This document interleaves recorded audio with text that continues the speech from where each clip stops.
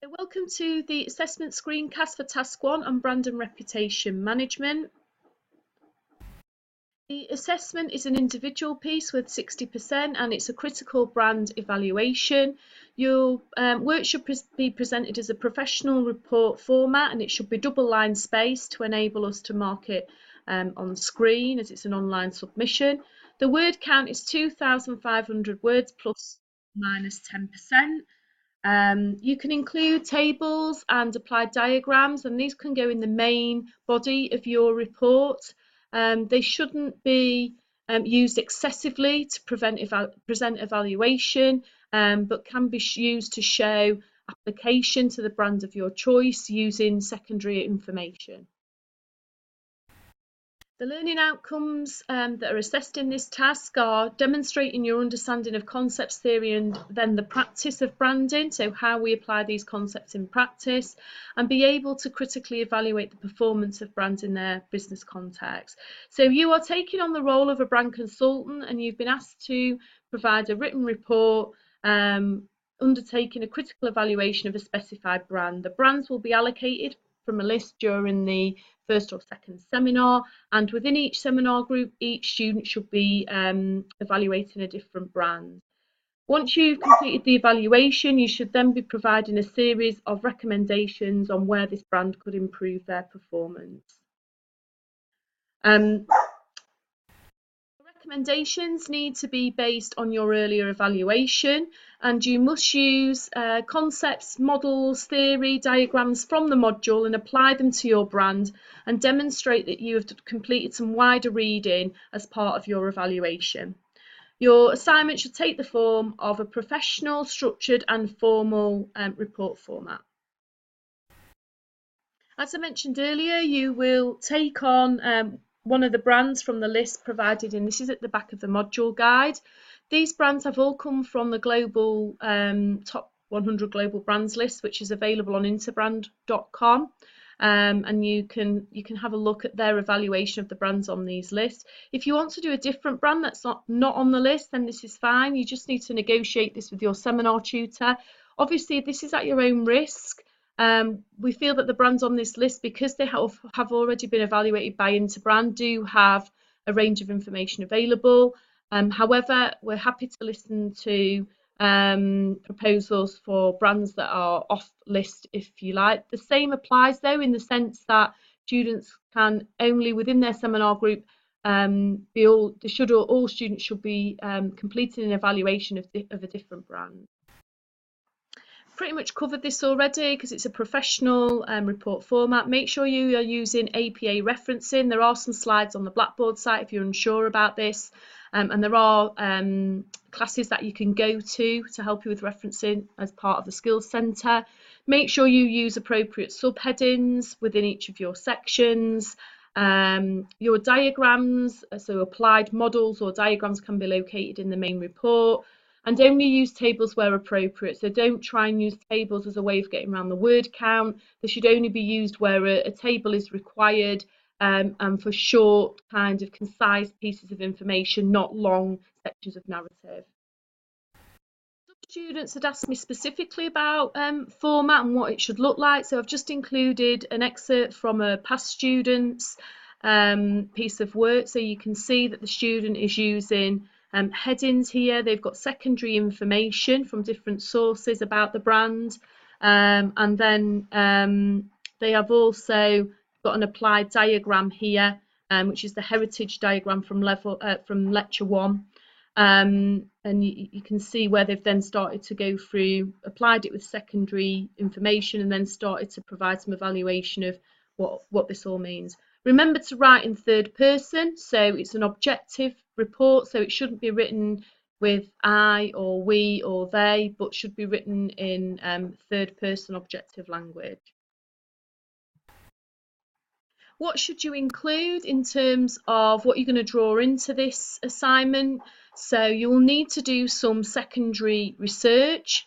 As I demonstrated in lecture 4, where we looked at the application of the North Face brand to Keller's brand equity model.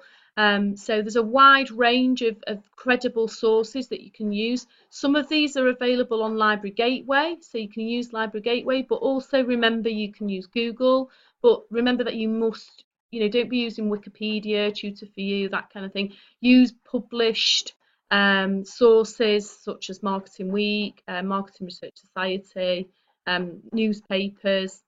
Why? Because this makes your evaluation more credible. Obviously, doing some application can demonstrate, your own understanding of the model, but it makes it more credible in terms of if you're in industry, that's what your board of directors would expect. What should you include in terms of theory? Well, there's a wide range of theory that we're going to cover in the module, but you might find by doing your own research that you've found models that are more appropriate to your brand. You may even find that academic research has been conducted on your brand. So please do access via, again, Google Scholar or Library Gateway, a wide range of good quality journals, peer reviewed. If you look at brand equity, for example, there are several different models as presented in lecture 4 that you can have a look at. There's no reason, as I explained in the lecture, why you can't integrate models and use more than one model, but all in the same diagram. So don't be afraid to do that. It might be because you are going to be required to make some recommendations, and also, as I'll come to in a second, you'll be required to choose different topics to include in the assignment. It might be worth starting with a brand equity application. So perhaps take one of the brand equity models and apply it to your brand, and you might start to then map out and unpick some of the areas where your report might focus in on, because as we've said in the seminars, you won't be able to cover absolutely everything we cover in the module, so you will need to pick and choose appropriate sections of theory and topics that are appropriate to your brand.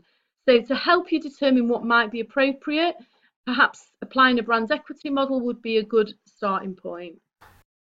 So obviously, in terms of the kind of topics that you're going to include in your evaluation, you just need to, as I said earlier, need to just select those from the module. We're asking you to have specific sections on brand identity and reputation, but for example, in identity, you might want to cover some stuff on heritage or personality. You need to have a completed section on brand equity, and then a completed section on positioning, and then 2 to 3 recommendations in terms of where you think the brand might improve in the future in terms of their strategy, or where you think their strategy should go in the future. Now, these recommendations don't need to be substantial. They can be really, really small and incremental. So it could be about just doing more of the same, or generating more market penetration with a particular segment. So it doesn't need to be something really very dramatic. It just encourages you to do better evaluation if you need to make recommendations, because those recommendations should be based on the evaluation, and they need to be justified. That's the most important element in terms of the recommendations, is the justification. So why are you making these recommendations? Sure you familiarise yourself with the assessment criteria, because this is the criteria that we will be using as tutors to mark your work. Focus your mind to the kind of top end box and aim at that end. So really think about using consistent theory. This basically means wherever you make a statement as though it's a fact, you must have some supporting theory to refer to. Try to consistently evaluate your brand, so make sure you are consistently not just describing and telling us what, but telling us what it all means. There will be an element of description, because you've got to introduce different facts about the brand to allow you to then do some evaluation of what it means. And your recommendations must be really well developed in terms of their justification. Use consistently use secondary research and data, and demonstrate some commercial insight as to, again, what does this all mean, and ensure you produce your work professionally. This is not intellectually challenging, producing professionally presented work, but it is time consuming, but there are marks for it, so it's worth doing. Okay, some top tips. We're going to go over these in the coursework workshop within the module, but just to reiterate, try to avoid too much description. So sometimes this is a trap that students fall into, where you're just describing the brand all the time but not telling us what any of it means. Try not to focus on the product or service.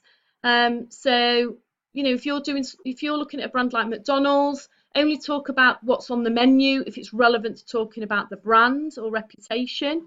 Don't only include concepts and diagrams that are applied to your brand. I don't want to see any blank, as it were, diagrams or concepts within your assignment. Try to avoid making statements as though they are facts without some kind of supporting reference, and refrain from making anecdotal comments. Sometimes the challenge is, if you've elected to do a brand that you like and you are familiar with, you might know things about that brand just personally, but you can't say that unless you're able to support it, again, without either theory support or secondary research. Make sure you are using the appropriate APA referencing style. So just to reiterate, substantiate or evidence your points throughout. Make sure you demonstrate you've done some wider reading, use peer-reviewed quality journals. Only really use examples from other brands where needed. So don't go off on tangents, but you might want to make some small comparisons where appropriate to competitors. Make sure all your theory and concepts are applied and be clear what they mean. Limit the amount of description you include, because that's only taking you up to a kind of 2-2 mark in the assessment criteria, and use a clear and professional report format and structure, including headings and subheadings. Watching the screencast, I hope you found this helpful. If you've got any questions about the assignment, please feel free to either chat to your seminar tutors in the seminars or come and have a quick chat with me after the lecture. We have got some workshops coming up later in the module. It's really difficult to know where we situate these in terms of the actual module, because obviously we need to spend seminar time getting through the theory and concepts you're going to be using. So we situate them roughly 2 weeks before the submission deadline, but that's not to say that you can't ask questions before we get to that workshop. So please don't feel you have to wait. You can ask us any questions you've got at any point.